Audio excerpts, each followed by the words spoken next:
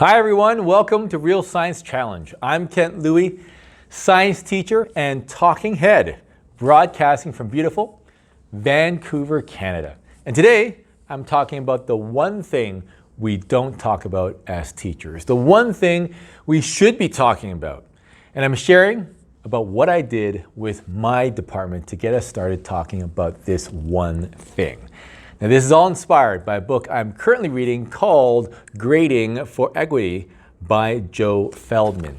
Handouts for this episode can be found at realsciencechallenge.com EP29, and be sure to subscribe to our YouTube channel.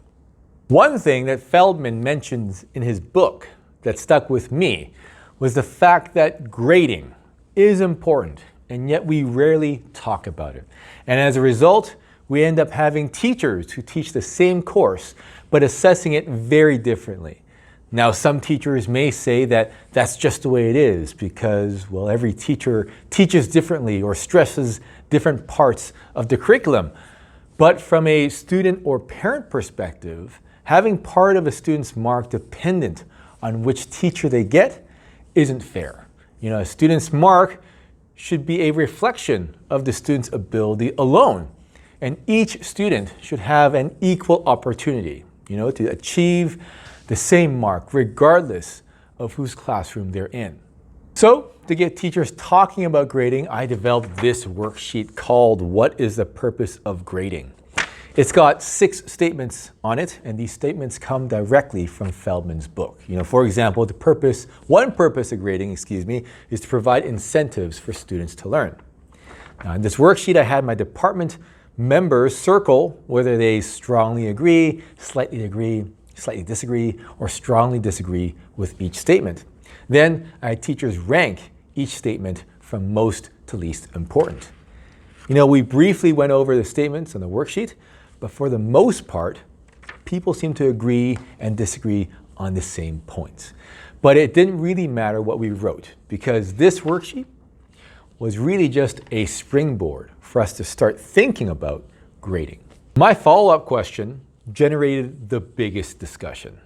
And here's my follow-up question. How do we make sure grading is equitable between classes, especially between courses taught by multiple teachers? Consider the following. If one educator views grading as a way to motivate students, then this teacher may be more inclined to give bonus marks or completion marks for homework. And as a result, that teacher may have grades that are lower or higher than a teacher who doesn't view grading homework the same way.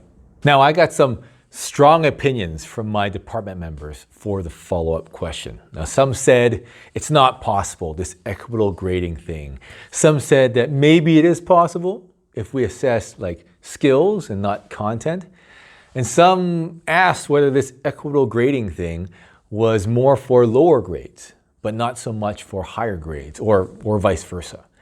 Now, we didn't really finish our conversation. We really only had about 10 minutes for this discussion, but it got people thinking about how they assessed. And it at least primed us for future discussions about grading. That's it for today's episode. I'll be sharing more on grading for equity and how I'm applying it to my own practice and even to my leadership in future episodes. If you've tried or I'm trying this with your colleagues, please let me know how it went in the comments section below. And again, handouts for this episode can be found at realsciencechallenge.com EP29. And subscribe to our YouTube channel. Thanks for watching, and let's talk science again soon.